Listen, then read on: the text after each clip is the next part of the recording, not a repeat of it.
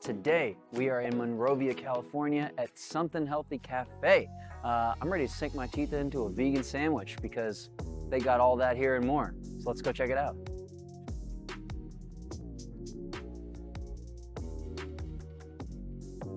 All right, so we got the farmer's sandwich. Panini press, got tomatoes, pickled onions, avocados, a black bean hummus, maybe some other surprise in there. Let's dig in, huh?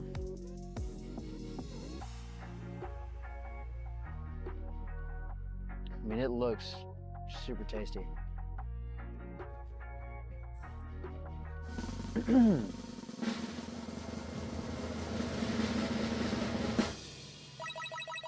Solid 3.5.